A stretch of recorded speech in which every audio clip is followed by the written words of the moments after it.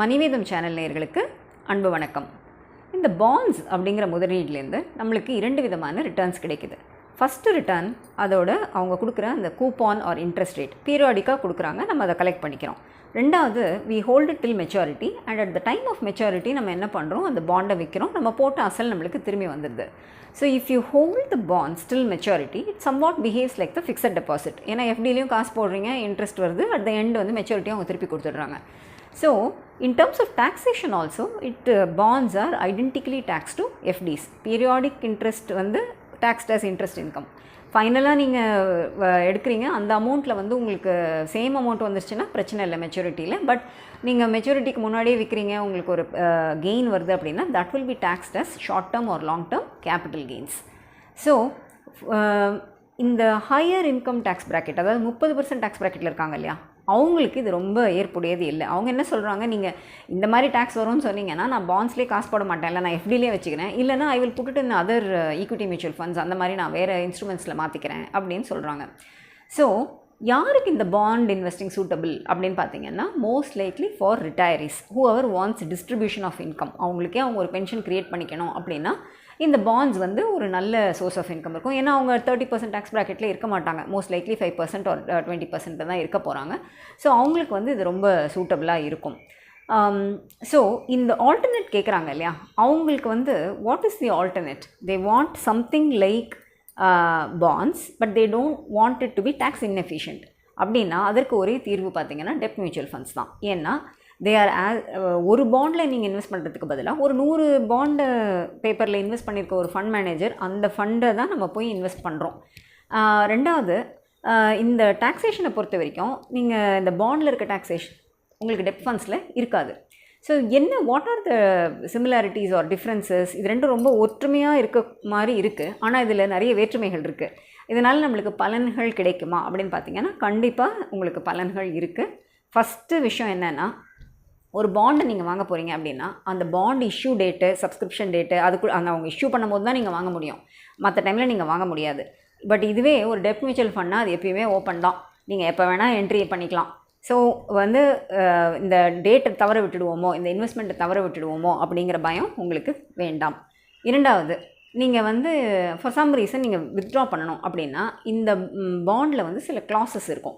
3 ஆண்டுகள் கழித்து தான் நீங்கள் வைக்க முடியும், இல்லைனா அதுக்கு முன்னாடி விற்கிறதுனா நீங்கள் செகண்டரி மார்க்கெட்டில் வைக்கணும், மேபி அப்போ டிஸ்கவுண்ட்டில் போய்கிட்டு இருக்கோம், உங்களுக்கு லாஸ் ஆகும். இந்த மாதிரி சில சிக்கல்கள் சிங்கிள் பாண்ட் இன்வெஸ்டிங்கில் இருக்குது. பட் டெப்ட் மியூச்சுவல் ஃபண்டில் அது பிரச்சனையே இல்லை. உங்களுக்கு விற்கணுமா 6 மாதம் கழிச்சு it is open to sell. So easy entry and exit வந்து டெஃபினட்டாக உங்களுக்கு டெப்ட் மியூச்சுவல் ஃபண்ட் கொடுக்குது. ரெண்டாவது விஷயம், ஒரே ஒரு பாண்ட் இஷ்யூ நீங்கள் வாங்கினீங்கன்னா அந்த கம்பெனியோட ஃபினான்ஷியல் ஹெல்த்தை நீங்கள் தான் ட்ராக் பண்ணணும், நியூஸை ட்ராக் பண்ணணும், அவங்க வந்து ரெகுலராக பேமெண்ட் கொடுக்குறாங்களா எல்லாமே நீங்கள் தான் வந்து மானிட்டர் பண்ணணும். இதுவே நீங்கள் ஒரு டெப்ட் மியூச்சுவல் ஃபண்டில் போட்டிங்கன்னா அங்கே ஒரு ஃபண்ட் மேனேஜர் இருக்கார், ஒரு 100 கம்பெனியோட பத்திரத்தை அவர் வாங்கியிருக்காருன்னா அந்த 100 கம்பெனியோட ஃபினான்ஷியல் ஹெல்த்தும் அவரோட மேற்பார்வையில் இருக்குது.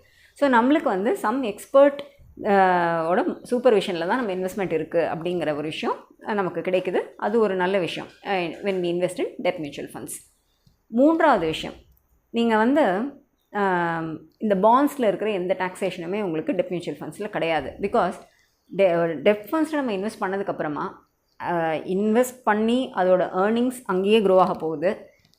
நீங்கள் என்றைக்கு விற்கிறீங்களோ அன்றைக்கி தான் உங்களுக்கு incidence of capital tax gains taxation arises.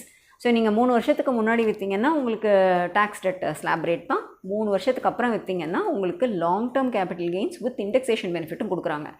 அந்த ஆஃப்டர் டேக்கிங் அவுட் இண்டெக்ஸேஷன்லாம் பார்த்தீங்கன்னா உங்களுக்கு நீங்கள் 2% 3% டேக்ஸ் கட்டினாலே பெரிய விஷயம். So that is a big advantage of டெப்ட் மியூச்சுவல் ஃபண்ட்ஸ். சரி, இப்போ இவ்வளோ டேக்ஸ் எஃபிஷியண்ட்டாக இருக்கே, அப்போ இது எல்லாருமே can we all jump into the wagon அப்படின்னு கேட்டிங்கன்னா there are some risks in டெப்ட் மியூச்சுவல் ஃபண்ட்ஸ். அந்த ரிஸ்க் என்ன அப்படின்னு சரிவர புரிந்து நம்மளுடைய ரிஸ்க் ப்ரொஃபைலுக்கு அது ஏற்புடையதாக இருந்தால் நம்ம வந்து இந்த இன்ஸ்ட்ருமெண்ட்டை நம்மளோட போர்ட்ஃபோலியோவில் சேர்த்துக்கலாம். ஸோ என்ன ரிஸ்க்ஸ் இருக்குது டெப்ட் மியூச்சுவல் ஃபண்ட்ஸை பொறுத்த வரைக்கும் அப்படின்னு பார்த்தீங்கன்னா, ஃபஸ்ட்டு வந்து கிரெடிட் குவாலிட்டி ரிஸ்க். நம்ம ஒரு ஃபண்டில் போட்டிருக்கோம், அந்த ஃபண்ட் மேனேஜர் வந்து 100% ஆஃப் த அசட்ஸ் இருக்குது, அதில் வந்து 100%ம் ஹை குவாலிட்டியில் இன்வெஸ்ட் பண்ணியிருக்காரா, 80% இன்வெஸ்ட் பண்ணியிருக்காரா, 60% அவர் இன்வெஸ்ட் பண்ணியிருக்காரான்னு நம்ம பார்க்கணும். பிகாஸ் இப்போ வந்து சப்போஸிங் நீங்கள் ஒரு ஃபண்ட் ஹவுஸில் போட்டிருக்கீங்க, ஒரு 96% வந்து AAA அண்ட் சாவரன் ஹையஸ்ட் ரேட்டிங்கில் இன்வெஸ்ட் பண்ணியிருக்காரு. ஒரு 4% மட்டும் ஒரு கொஞ்சம் AA minus or A plus அந்த மாதிரி ஏதாவது ஒரு கொஞ்சம் லோவர் ரேட்டிங்கில் அவர் பண்ணியிருக்காரு அப்படின்னா அது ஸ்டில் ஆல் ரைட். ஏன்னு பார்த்தீங்கன்னா ஏதோ ஒரு காரணத்துக்காக ஒரு 1 or 2 கம்பெனிஸ் கூட டிஃபால்ட் ஆயிடுச்சுன்னு வைங்களேன், நமக்கு வந்து 8% ரிட்டர்ன் வர வேண்டிய இடத்துல ஒரு 7.8% தான் வரப்போகுது. ஸோ நமக்கு நல்ல டவுன் சைட் ப்ரொடெக்ஷன் கிடைக்குது. இதுவே நம்ம போட்டிருக்க ஃபண்ட் மேனேஜர் கிட்டத்தட்ட 60% வந்து லோ குவாலிட்டி கம்பெனிஸில் தான் இன்வெஸ்ட் பண்ணியிருக்காரு. இல்லை ஈவன் 60 கூட வேண்டாம், ஒரு 30% கூட லோ குவாலிட்டி பேப்பர்ஸில் தான் இன்வெஸ்ட் பண்ணியிருக்காரு அப்படின்னா the risk of default is very high. அதாவது நம்ம போட்ட காசு முதல் நமக்கு திரும்பி கிடைக்குமா அப்படிங்கிறது ஒரு கேள்விக்குறி தான். So credit quality risk is always is the first risk in டெப்ட் மியூச்சுவல் ஃபண்ட்ஸ். ரெண்டாவது இன்ட்ரெஸ்ட் ரேட் ரிஸ்க். இப்போது பாண்ட் ப்ரைஸஸும் இன்ட்ரெஸ்ட் ரேட்டும் தே ஆர் இன்வெர்ஸ்லி ப்ரொபோர்ஷனல். எப்பெல்லாம் வந்து இன்ட்ரெஸ்ட் ரேட்ஸை ஒரு கண்ட்ரியில் ஏற்றுறாங்களோ அப்போது பாண்ட் ப்ரைஸஸ் வில் ஃபால். எப்பெல்லாம் இன்ட்ரெஸ்ட் ரேட்டை குறைக்கிறாங்களோ அப்போல்லாம் bond prices will rise. So இதுதான் ஃபண்டமெண்டல்ஸ். இப்போது லாஸ்ட் 1 year எடுத்துப்போம். எல்லாருமே டெப்ட் ஃபண்ட்ஸில் இருந்தவங்க கூட வெளியேறிட்டாங்க. ஏன்னா என்னங்க எனக்கு ரிட்டர்னே வரல, ஒரு 4% கூட வரும்னு பார்த்தேன், 4% வரல, 3.5% வந்திருக்கு, எஃப்டியில் வச்சுருந்தா கூட நல்ல ரிட்டர்ன் வந்திருக்குமே அப்படின்னு புலம்பாதவங்களே கிடையாது. அது லாஸ்ட் 1 year தான் டெப்ட் ஃபண்ட்ஸ்குள்ளே வந்திருக்காங்கன்னா அவங்க டெஃபினட்டாக இந்த ஃபினாமினாவை தான் பார்த்துருப்பாங்க. வை? பிகாஸ் லாஸ்ட் 1 year நம்ம இன்ட்ரெஸ்ட் ரேட்ஸை ரைஸ் பண்ணிக்கிட்டே வந்திருக்கோம். ஏன்னா நாட்டில் இன்ஃப்ளேஷன் ஜாஸ்தியாக இருக்குது, அதை ரைன் பண்ணணும்னா இன்ட்ரெஸ்ட் ரேட்டை ஏற்று தான் செய்வாங்க. எப்பெல்லாம் இன்ட்ரெஸ்ட் ரேட் ஏற்றுறாங்களோ அப்போ bond funds will not do well. That is the result. அதுதான் நம்ம லாஸ்ட் 1 year பார்த்துருக்கோம். Bond funds have not done well. இதுவே பாண்ட் ஃபண்ட்ஸில் கொஞ்சம் காலமாக ஒரு லெட்ஸே ஒரு 7-10 yearsஆகவே சில பேர் இன்வெஸ்டடாக இருந்திருக்காங்கன்னு வச்சுக்கோங்களேன். 2013 to 2016 2017 அந்த 4 ஆண்டுகள் பார்த்திங்கன்னா இன்ஃப்ளேஷன் வந்து கிட்டத்தட்ட 13% இருந்து அங்கேருந்து இன்ட்ரெஸ்ட் ரேட்டை கட் பண்ணி கம்ப்ளீட்டாக இன்ட்ரெஸ்ட் ரேட் கட்டிங் ரெஜிமில் இருந்தோம். பாண்ட் ப்ரைஸஸ் எல்லாம் செம்மையாக இன்க்ரீஸ் ஆகி almost for many investors, bond investors, they even got 12% return அந்த 2013 to 2016 கோல்டன் பீரியட் ஃபார் பாண்ட்ஸ்ன்னே சொல்லலாம். அந்த அளவுக்கு அவங்களுக்கு வந்து நல்ல ரிட்டர்ன்ஸ் கிடச்சிது. ஸோ நீங்கள் ஆவரேஜாக ஒருத்தர் வந்து இந்த 10 வருஷமாகவே பாண்ட் மார்க்கெட்லேயே இருந்திருக்காருன்னு வச்சுக்கோங்களேன், அவங்க ஆவரேஜ் ரிட்டர்ன் டெஃபினட்டாக 7.5-8% இருக்குங்க last. So because of interest rate cycles sometimes are some ஈராஸில் வந்து உங்களுக்கு கம்மியான ரிட்டர்ன்ஸ் பாண்ட் மார்க்கெட் கொடுக்கும், சில இது ஃபேஸஸில் வந்து அதிகமான ரிட்டர்ன்ஸ் கொடுக்கும். பட் இந்த overall long run it will average out.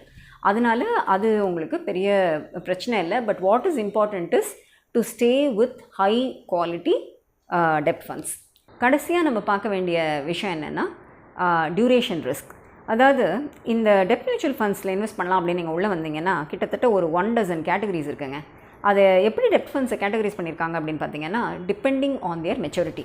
சில ஃபண்ட்ஸ் வந்து 15 நாளில் மெச்சூர் ஆகும், சிலது வந்து 45 நாள், சிலது 3 மாதம், 9 மாதம், 1 வருஷம், 3 வருஷம், 10 வருஷம்னு depending on the duration of the bonds the bond funds are classified. So இதில் எப்படி ஒர்க் ஆகும்னா ஷார்ட்டர் டியூரேஷன் எல்லாம் லோவர் ஃப்ளக்சுவேஷன், ஓலிட்டிலிட்டி கம்மியாக இருக்கும்.